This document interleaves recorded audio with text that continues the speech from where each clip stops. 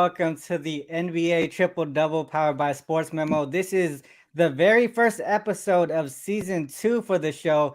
If you remember last year and you followed us over at SportsMemo, we had a very profitable season last season, and we want to follow it up with an even better one.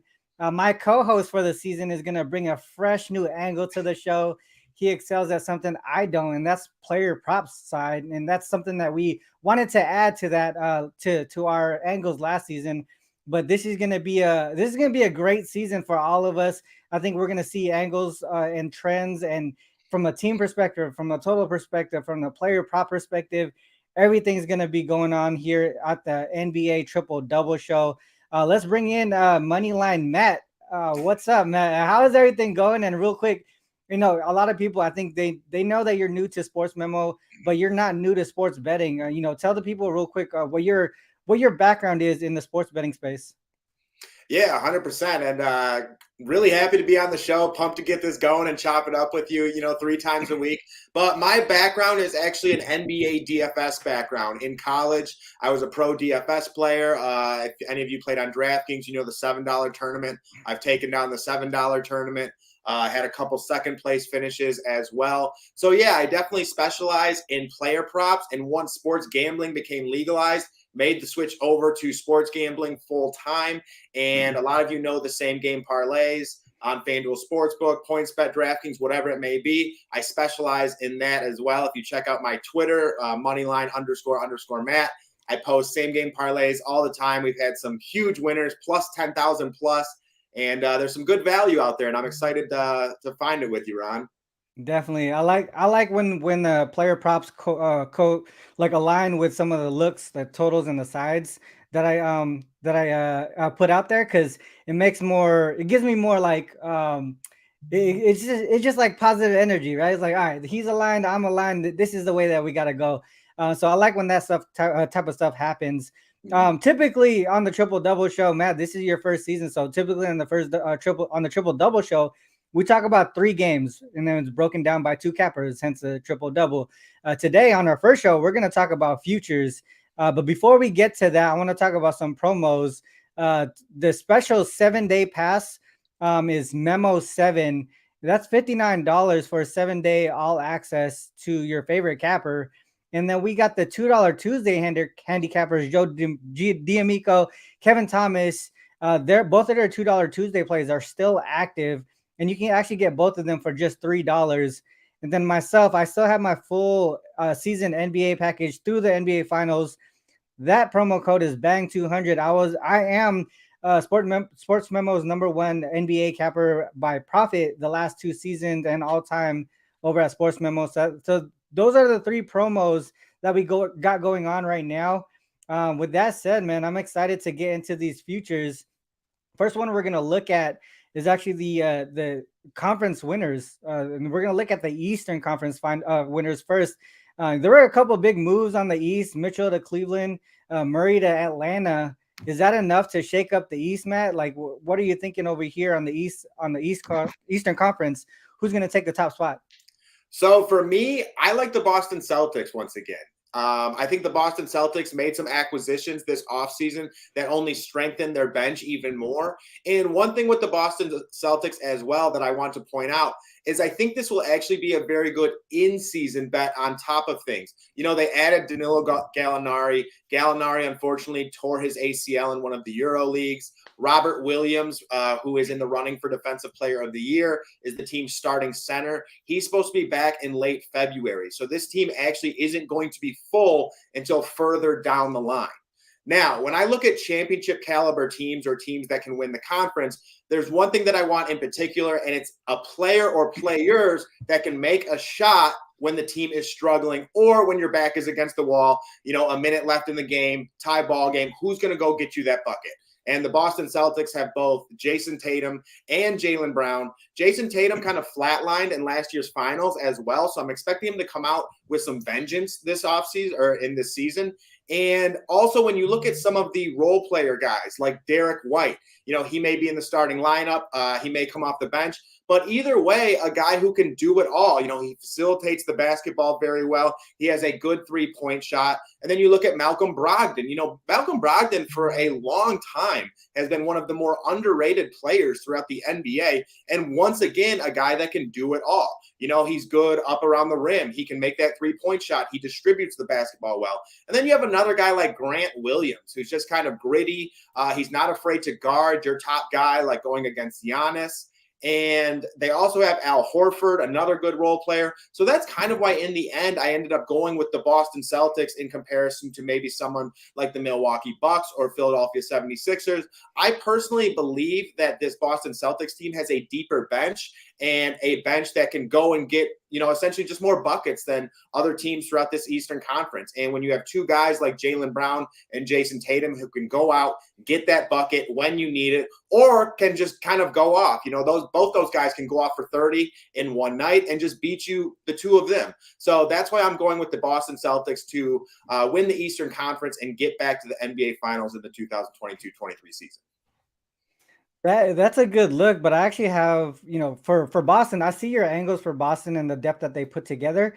I think for me, the big piece for them is the health of Robert Williams and also the aging Al Horford, right? Who did they pick up to actually put in their place, right? If load management or injuries come up, they did pick up like guys like Griffin and Gallinari, like you mentioned, right? But they're not going to cut it as far as what Horford and Robert Williams can put to the table. For me, I was actually looking at the 76ers. I know you mentioned them a little bit. They finished 4th in the season last season. I don't think any of the teams below them did enough to surpass them as far as like wins. So for me, I look at the 3 teams above them. First, Miami, right? They lost PJ Tucker, and he went to Philly. He was a big piece to their defense, and that was their whole identity, Miami's whole identity. So to me, I think they're gonna struggle, kind of switching from a defensive team to a team that really is more focused on the guards and small ball.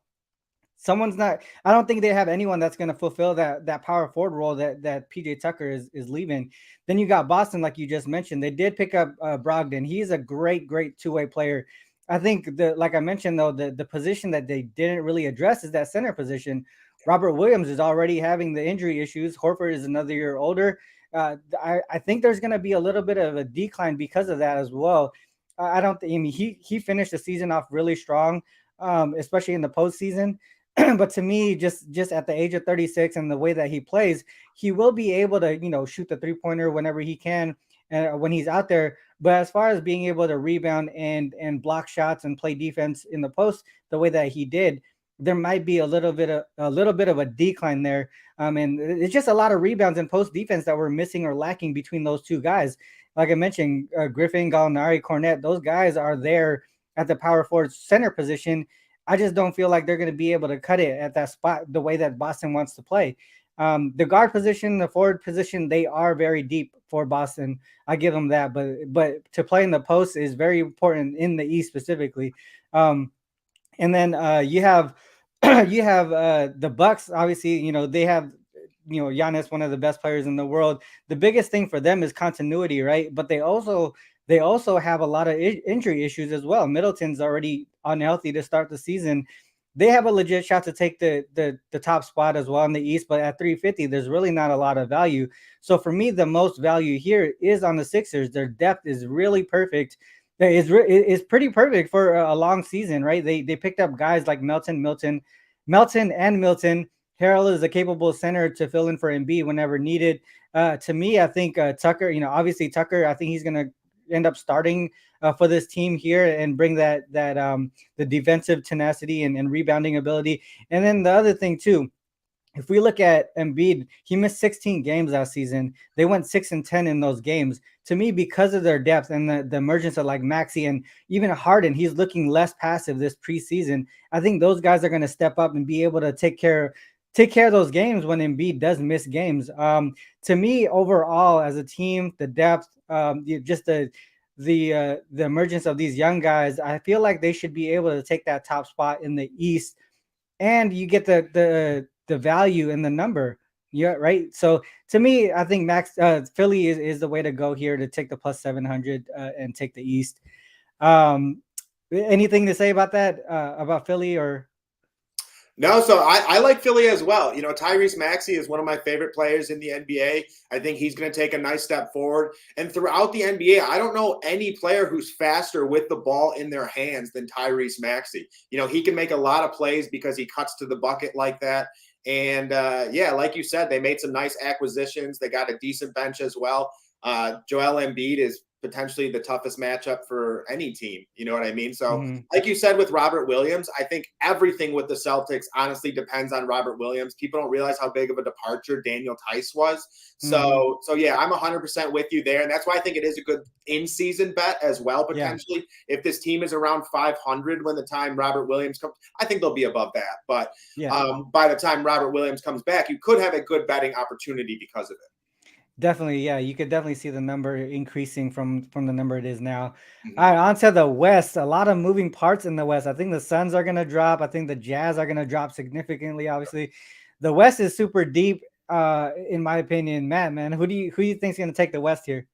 Yeah, the West is an exciting conference this year. It really is. But my top team right now is the Clippers. I really do like the Clippers this year for a number of reasons. You know, starting with the point guard spot, they got two solid ball handlers in Reggie Jackson and John Wall. I personally believe that John Wall still does have some in the tank. You know, his years with the Rockets, he didn't play a ton of basketball, you know, so he's somewhat been resting, and I believe he has something to prove. And then you look at the two position and the three position with with Paul George and Kawhi Leonard, two of the most talented players throughout the NBA, and two of the more solid wing defenders throughout the NBA. On top of that, Kawhi Leonard took an entire year off. He should be fully healthy, and it looks like he's been working on his body to prevent those injuries going forward. Then you have other guys like Marcus Morris playing the 4 and Zubac playing the 5. And again, two talented players. You know, Marcus Morris can still hit an outside shot. Zubac is good around the rim. He's more of an offensive center, so I do wonder how they will be defensively when playing taller 4 positions or 5 positions, things of that nature. But going to the second unit, I think they actually have the most talented second unit in maybe the entire NBA. You know, because like I said before, they're going to have Reggie Jackson or John Wall with that starting with the second unit. They have Norman Powell, who is going to be in the running for Sixth Man of the Year. He can create his own shot. He has a good outside jumper. And then, you know, they have Luke Kennard as well, who's one of the better three-point specialists. And then low-key moves like getting guys like Robert Covington. Like Robert Covington is a very good defender. He's willing to go out and defend anyone, solid wing defender. And then another guy that can create a three-point shot.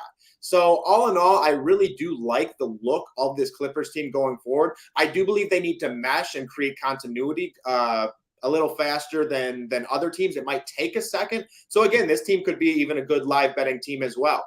But on paper, I think this is potentially the most talented team in basketball. I love it. I mean, I'm gonna agree with you there. I actually have futures on the Clippers to win the championship. I love the depth of that team as well. Yeah. Exactly what you mentioned. Low key, this might be some. It could be funny to you, but I think Moses Brown. All right, so Moses Brown is the center behind Zubac, right? He Oh, didn't play. He didn't play a lot of minutes the last two preseason games. He did start game one of the preseason and put up a double double. I don't know if they're like playing games and just like, well, he just killed it game one. Let's keep him as a like sort of a secret yeah. for the season. But dude is 7'2", 250 pounds. He has the ability to run with some of the bigger guys in the league. You know, as far as playing defense in the post, he might be some guy that situationally they can put in there to work against these other guys, like especially guys against the East, right? Like Embiid, No, guys that's like a great point. I right. didn't I even mean, see like that. yeah, so he's a big dude. I think he can play the post, like you said. Zubac is more of an offensive center, Yeah. and then this guy's more of a defensive presence in the low post. So I don't know. That's some weird stuff that I think about when I look at teams like this He's a very who productive are player. yeah, just organizations who are really good at picking spots, right? Picking Yeah. situational spots to put players into. Mhm. I think the Clippers are like that. So I don't know. That's just a weird player moment that I No, had. I feel But for you me, though. yeah, for me, I'm looking at the Nuggets and the Wolves here. Two things, right? Nuggets, obviously, they have one of the best players in the world. Jokic, back-to-back MVP player. He's gonna get his weapons back, Jamal Murray and Michael Porter. And like someone that you're going to talk about later, Bones Highland, he's going to take a huge leap forward for these guys, especially coming off of the bench. He's going to come into that pool hero type role where he just comes out six man and just score at will. That roster there is actually pretty deep as far as guys that are capable to come in and play and fit a role. On the other side too, Minnesota. I talked about this team on SportsMemo yesterday. I'm really high on this squad. They also built a great team, right? They're not individual players. They brought in guys like Gobert, Kyle Anderson, high IQ guys who could play defense. They got the length. And then you got guys like Anthony Edwards and Jalen McDaniels who are going to take a leap forward as well offensively. They just built a great team. They have some continuity from last year's roster as well. They had 48 wins last year, I believe, or somewhere around there. I really think they're a lot better, 46, and their win total is 48 and a half. I took it over. I feel like they're going to hit over 50. And in that range, at the 54 win range, with how deep the West is right now, we're going to see a cluster of teams in the 44 to 48 win range. So if they can get over 50, that's going to put them at like the 1 or 2 seed. And I really do think that, for me personally, I have them winning at least 54 games with a huge drop off from Utah and the Phoenix. A lot of those wins are going to go somewhere, in Minnesota, I feel like, are going to benefit from it. I know you're pretty big on Minnesota as well. What are your thoughts on those two teams? Yeah, I love Minnesota. I love the price tag on Minnesota as well at plus 1,400. I think you're getting some great value there. It reminds me somewhat of the Golden State Warriors last year and how they were kind of ranking them. You could get a really good price tag. This is a team that definitely I see taking a step forward. D'Angelo Russell is a nice facilitator, and Anthony Edwards, I'm telling you guys, this dude is for real. And I expect him to take another step forward. Would not be surprised at all if he averages 25 points per game this season. And on top of that, he does a lot of things well. He's getting better at facilitating and finding open teammates. He's getting better at rebounding out of the 2-guard position. And then with that acquisition of Rudy Gobert, handling that paint, I'm very interested to see how this works out, how they improve defensively, because this team can score with anyone. If they can defend the basketball now, they are going to take a huge leap forward, like you said. And I wouldn't be surprised at all if they crack that 50-win mark. Yeah, I think the biggest thing about defense and team defense in general, you really have to have that low post presence. And once you get that low post presence on the defensive end, everyone in front, they're going to improve just for that specific fact, right? They're able to take more risk and stuff like that, knowing that they got protection behind them. So I really like Minnesota this season. And next up, let's talk about the MVP race. I mean, Jokic, obviously 2 in a row. You think he can three-peat, or is someone else going to take the crown here? Matt, what are your thoughts? So for me, I'm going with Luka this year. I think this is Luka's award to lose. With the NBA and the MVP award, I think they like to have a little narrative behind it as well. And having Jokic win it 3 times in a row, I don't know if that would have it. And then when looking at Luka too, last year he had 28.4 points, 9.1 rebounds, and 8.7 assists. Just a huge season.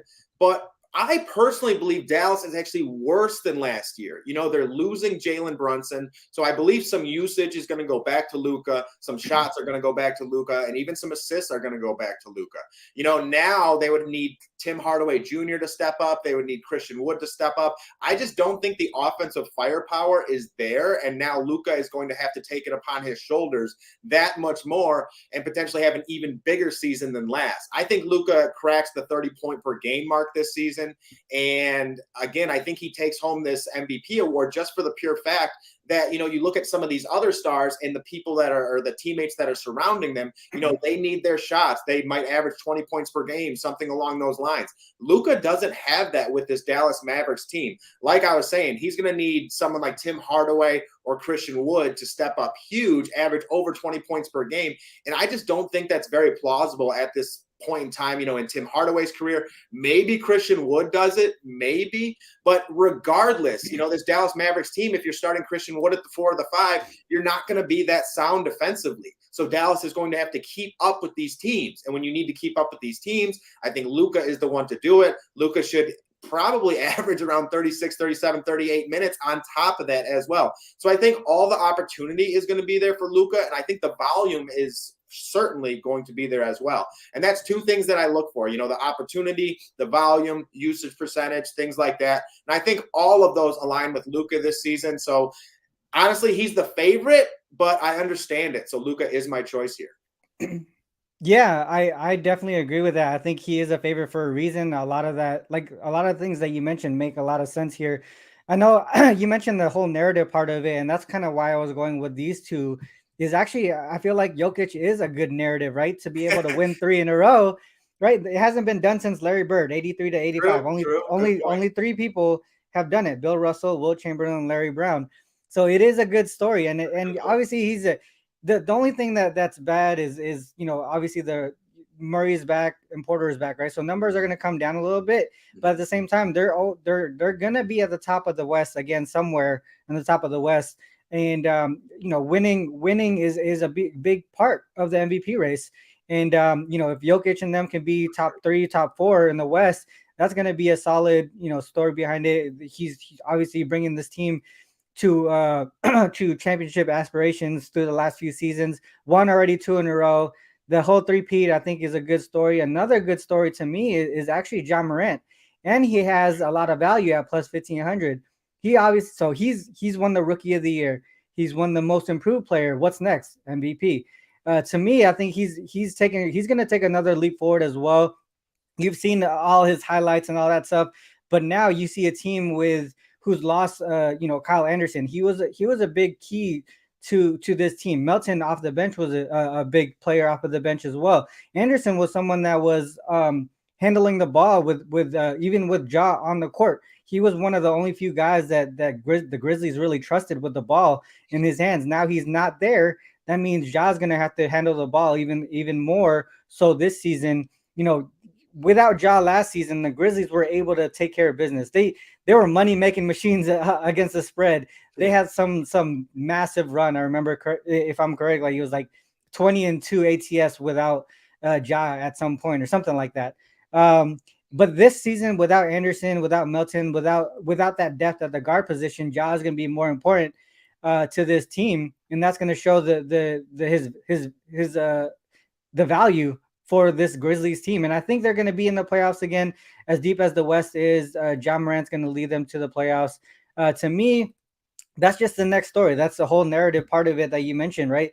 Three-peat for Jokic, and then having to win not every single award, but most of the major awards, through 4 years in the league for Ja Morant, right? Rookie of the Year, Most Improved, and then the MVP race would be totally great.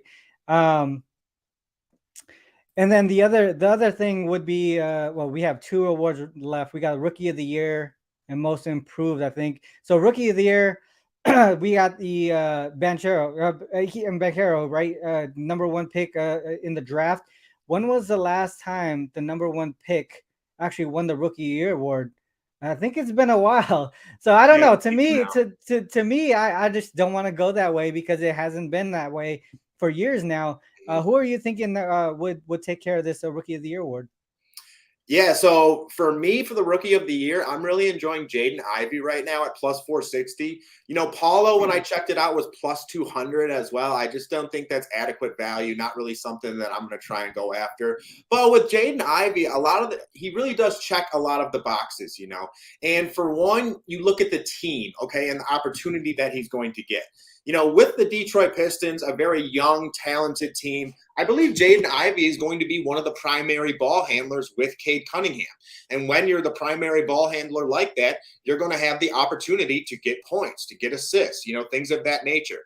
And that's what you need to win the Rookie of the Year. In addition to that, when looking at this Detroit Pistons squad, Jaden Ivey will probably see near 30 minutes, again, getting that proper usage, assists, things of that nature. Now, going to narrative as well, one thing that I want to point out, with the Detroit Pistons fan base, you see all the Michigan stuff behind me. I'm in it. I feel it. So with Cade Cunningham, a lot of us here in Detroit thought Cade Cunningham won that Rookie of the Year award last year. Because of that, if it is close once again this year with Jaden Ivey, you are really going to hear it from Detroit on Twitter, interviews, whatever it may be. And again, diving into that narrative. You know, Jaden Ivey is someone who wanted to play for Detroit. He asked Detroit to draft him, essentially. So, again, I think he's going to come out, and I think he's going to ball. He's also one of those electric players. We all saw him split the defense and throw down that dunk in the preseason. This is going to be something we're going to see from Jaden Ivey, and you can expect to see it. And these are the type of plays that when getting that Rookie of the Year award, you're going to look back at some of that. That's going to push it forward because that's going to get the fans excited. That's going to get people rallying around him. And in addition to that, he has the talent necessary to get this Rookie of the Year award. You know, I think he's a guy that can average at least 15 this year, have 4 assists, 4 rebounds, something along those lines. And I think those are numbers that are definitely going to put you in the running for Rookie of the Year. So for me, it's Jaden Ivey. He checks all the boxes. I'll take him at plus 460. Yeah, I like that look a lot. I'm a big fan of his as well, just as his style of play. I love I it. think, yeah, I think one guy, I mean, obviously, because I like John Morant, but John Morant's my favorite player, Yeah. and, you know, they have a lot of similarities. Mm-hmm. But one guy I think who's shown a lot of upside and will have a chance to produce for a team that might have a run for that last spot in the play-ins in the East is Benedict Mathurin. I think from Indiana. He's currently at plus 800, so I see a lot of value in that one. Just looking at what he's done in the preseason, he hasn't started a single game in the preseason, but he's averaging over 20 points per game in only 22 minutes per game.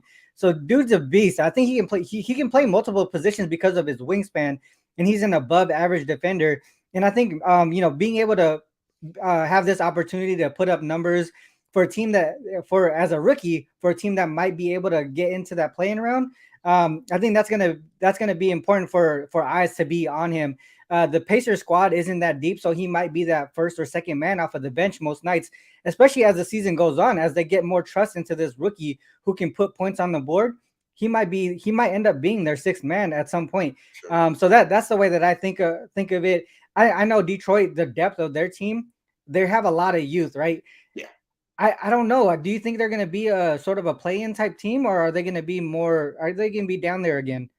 I think we can creep towards the play-in this year. I mean, that would be a big improvement from last year to this year. But I like a lot of the acquisitions we made, you know, with Bogdanovich too. You know, you got a corner 3-point specialist for Cade to drive, for Jaden Ivey to drive.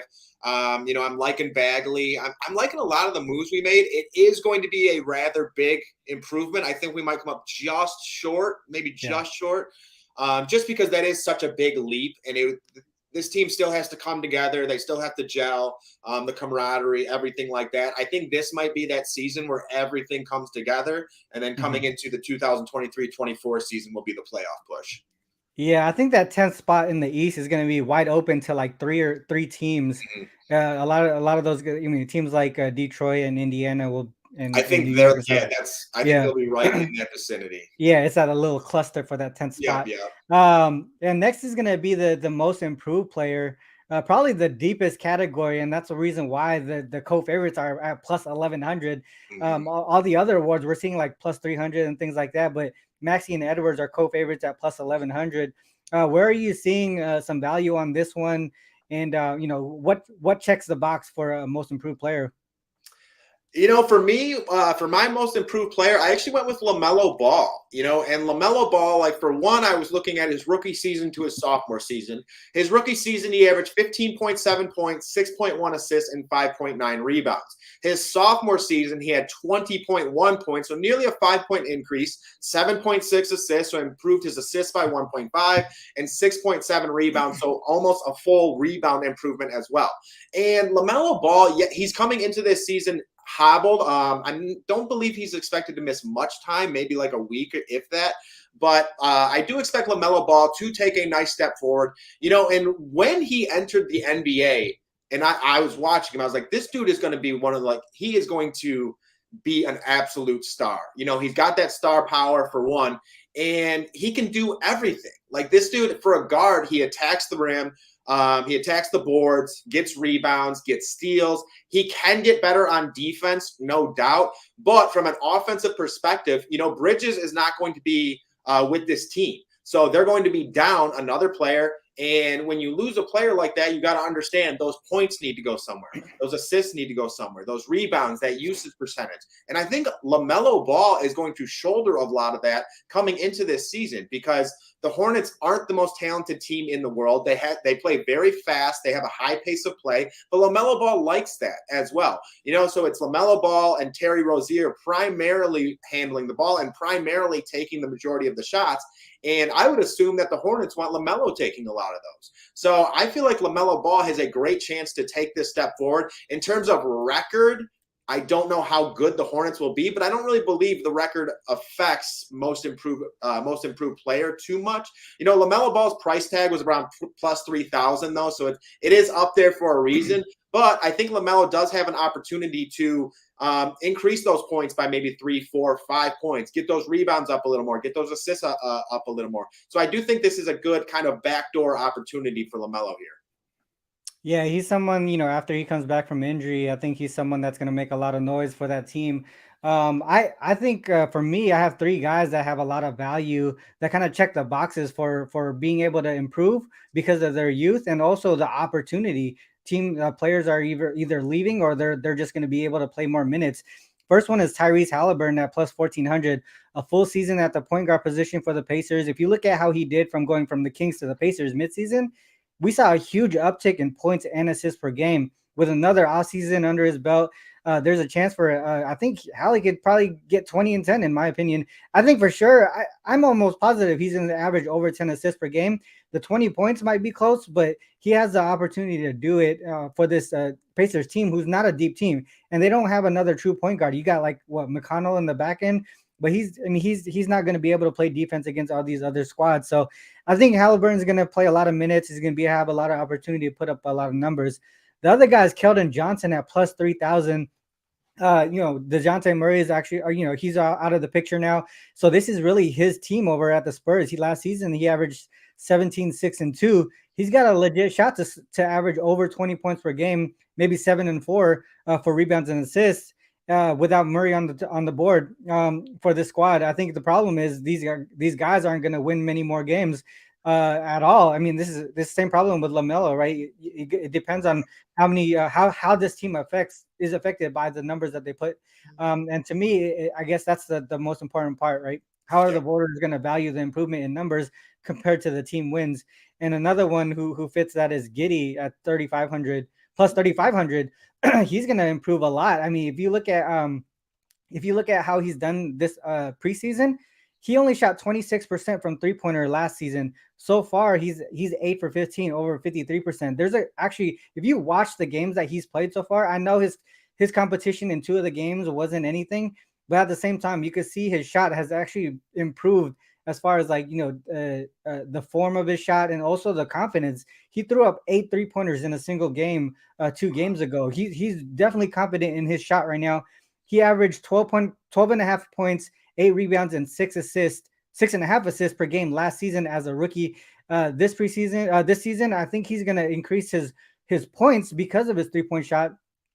And then you have guys like SGA and SGA who's injured right now, so he's gonna have a lot of opportunity to start the season off with a lot of with the ball in his hands a lot. So to me, his numbers are gonna improve a lot. It's just a matter of are they gonna get enough wins to show that it's an important part of their team. Those are the 3 guys that I think have a lot of value at those numbers. And I think hopefully we have time for one more. We got the 6th man award. Yep. And really, all we got to say is Jordan Poole. Sorry, no, I'm just kidding.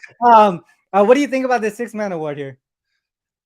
So, yeah, I totally understand where you're coming from with the Jordan Poole stuff. Jordan Poole averaged 18 points per game last year and is going to be back with this team, maybe getting the same or more usage, more minutes, everything like that. But for me, earlier this summer, actually, I put a bet in on Bones Highland from the Denver Nuggets. I got this line at plus 5,500, and I just wanted to kind of go over this because I think it's a very good, teaching moment. With Nashawn Bones Highland, he was at plus 5,500, okay? Then I saw that Will Barton and Monty Morris got traded to the Wizards. when a trade happens like that of someone like Will Barton and Morris, Will Barton was the primary guy coming off the bench, and then Morris was soon after, and when a trade like that happens, you got to understand not only are players leaving, numbers are leaving as well, meaning usage percentage, meaning shots per game, meaning assists per game, rebounds per game, things of that nature. What player is going to take those minutes, take those points, assists, rebounds, everything like that when they leave? For me, that's Bones Hyland. Bones Hyland was an electric rookie for the Denver Nuggets last year. He averaged 10.1 points per game, 2.8 assists, and 2.7 rebounds, but only on 19 minutes per game. With Will Barton leaving and with Morris leaving, I expect him to get closer to 27, 28 minutes per game this season, pushing 30 minutes per game if an injury occurs. So with this Sixth Man of the Year award, you need opportunity, you need usage, you need volume. Now Bones Hyland has that. And to put this in perspective, I got this line at plus 5,500. It dropped all the way to plus 1,200, and now it's hanging out right around plus 2,000. So I still do think there's adequate opportunity. Yes, there's great players ahead of him. There's no doubt. There's Jordan Poole, there's Tyler Harrow, guys like that. And, guys like that will have just as much opportunity. But one thing I will say about Bones Hyland is this kid is a spark plug. If he sees one shot go in, look out. This kid, I think he'll have a 30-point game this year. I think he'll single-handedly potentially win a couple games for the Denver Nuggets. He is very exciting, and I still could see him grabbing the Sixth Man of the Year award just for how electric he is and just for what he's going to mean for this Denver Nuggets team. He is literally going to be their bench because the rest of their bench is primarily defensive-based players. So, again, I do love Bones Hyland, plus 2,000 right here for Sixth Man of the Year. Man, I really like that a lot. I mean, when you told me you got it at 5,500 plus 5,500, I was really jealous because when I was breaking down the wins totals and who would win the West, I realized how important Bones Hyland is to that second unit. Yeah. He might be one of maybe two guys in the league this season coming off the sixth man to average 20 or more points. There's really nobody offensively on the second unit for Denver to put up points. Everyone else is sort of defensive and in that role player position. The guy that I'm going with is Jordan Poole. Obviously, I think he's the other guy that's going to come off the bench for sure in that 6-man role. And if you look at guys like Harrow, who was and Anthony Simons and those two guys there specifically who put up a lot of points in that 6-man role last season, they have an opportunity to start for their team. So I don't know later on if they're going to be eligible for that 6th man, but guys like Brogdon, Powell, Hyland, and Poole, those guys, I think they solidified their role as 6th man. To me, I think it's Poole's award to lose. I think Golden State is in front of everybody's eyes, right? They know what Poole can do. There's not much else that we can say about him that I need to say. Offensively, he's just he's that guy that can pretty much do anything. And on that second unit, he's going to be the guy that's going to put up all the points. Him and Hyland are probably the only two guys that I could see as 6th man to score 20 plus points per game. Yeah. But at 400, I understand why he's a favorite, but at the same time, that's just the way that I'm thinking. He's a favorite for a reason. It's sort of his award to lose. I wouldn't have mind taking Bones Hyland at plus 5,500. I might even touch it right now at plus 1,400, to be honest, because it really is a good look. Yeah. So it looks like plus 2,000. Oh, really? Yeah. You gotta line shop. That's important. Yeah. But Clarkson, we got to make sure he's gonna start because right now he's been starting in the preseason above Sexton, but he's gonna do his thing too off the bench. So and he's gonna have a lot more opportunity with Mitchell out. Mm-hmm. So that's another thing to look at as well. Looks like we can do defensive player of the year really, really quickly. I'm excited about this one. Two guys that I'm thinking about. I'll go real quick because mine is a quick analysis. Yeah. It's going to be Giannis and Ben Simmons. To me, these are the two best defenders on two really great teams, and they defend multiple positions. They're going to take care of business on the best player, regardless of the position the opposing best player plays. Ben Simmons, even at his he's probably going to be the point guard for the Nets, but he's going to guard 1 through 5, no matter who it is on the other side. Maybe not Embiid or whatever, but most of the guys who play the 5 are going to be around his size. And Giannis, the same thing. He can guard anybody on the other side of the ball. To me, those are the two key guys that I could see um, be Defensive Player of the Year award for next year. What are your thoughts, Matt? Yeah, so I really like the Ben Simmons pick. I mean, after all the smack talk that was going down on Ben Simmons' name in the offseason as well, you would think he'd want to come back with a little vengeance. I'm not gonna lie, I was definitely one of those guys. I talked up the Brooklyn Nets, and I felt like he ruined it for me. So, but for me, I like Evan Mobley here. I think Evan Mobley at plus 2,000, you're getting some really good value, and we've seen in the past that these guys will take these big leap forward from their rookie season to the sophomore season. I think Evan Mobley could be one of those guys. You know, in his rookie year alone, he averaged 0.8 steals per game, so almost a full steal per game, and 1.7 blocks per game, so almost 2 blocks. And I wouldn't be surprised at all if, you know, in his sophomore year, he has a far better team with the addition of Donovan Mitchell. You know, they have another year to gel. He has Jarrett Allen alongside him. So I think there's going to be plenty of opportunity where he's going to have one-on-one matchups because of the teammates around him. And if you're going one-on-one, or he comes over and helps one of his other defenders, he's one of those guys that can get those blocks. And I believe there was a statistic out there last year that he was like top 3 throughout the NBA in defensive field goal percentage. So essentially the offense's percentage against him. So he was one of the top defenders in that. And I just think he takes another step forward. And I was personally a little surprised to see that plus 2,000 price tag with him. Yeah, I like that a lot. Right now, I'm seeing at plus 1,100 on DraftKings.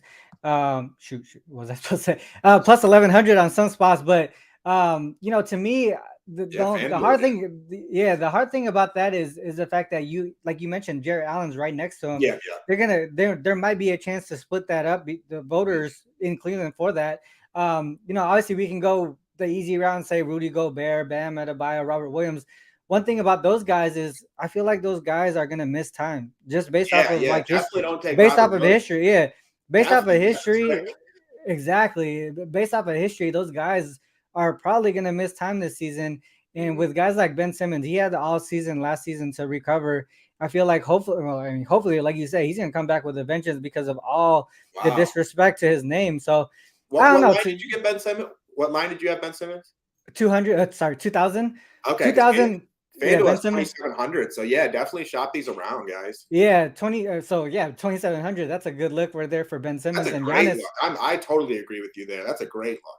Yeah, and Giannis is at 1,000. And you sit here and you think about too what the Nets are going to have to do in their conference. Ben Simmons is going to have to guard guys like Giannis, Jimmy Butler, you know, Bam Adebayo. He's gonna be all over the place, the most versatile defender throughout the NBA. So I do love that look. Yeah, and then he's going to be on the team. Obviously, all eyes are going to be on him because everyone's watching him right now. Yeah, you know, so he's gonna have a lot to prove, and I think he's gonna be able to do it. So I think I like that Defensive Player of the Year look there between those guys. Man, great first show, Matt. Yeah, great first show. Our next a lot of fun, man. We're gonna have some fun this year, straight up. Yeah. Next Monday is gonna be our next show. We're gonna talk about the 2 Tuesday games, I believe, if I'm not mistaken. We might maybe talk about a few more futures. I already have. I was mentioning yesterday on SportsMemo today. I got the first 3 days planned out for my bets. I got 1 game on Tuesday, 4 games the next day, and then 1 game on the next day on Thursday. So man, I'm ready for it. I am ready for the NBA. Real quick before we cut out, just the promos again, real quick before we cut out. It's the SportsMemo? Sorry, special 7-day pass, $59 for 7 days. 7-day access to your favorite capper. That promo code is MEMO7.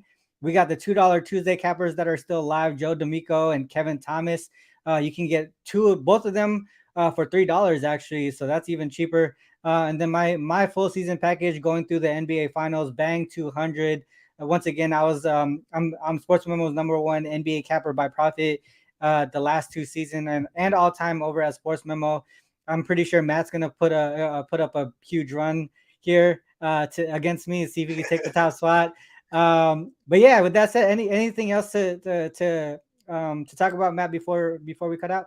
No, man. I mean, for one, check me out on SportsMemo as well. I'm SportsMemo Moneyline Matt. I cover the NFL, UFC, and NBA. And honestly, my main one might be the NBA. So I'm very excited to get going with this. Very excited to be on a show with someone like Ronald, who is so knowledgeable. Very, you've been in this. You're one of the top cappers, and I'm excited to share this spot with you, man. It's nice to be able to go back and forth like this with someone.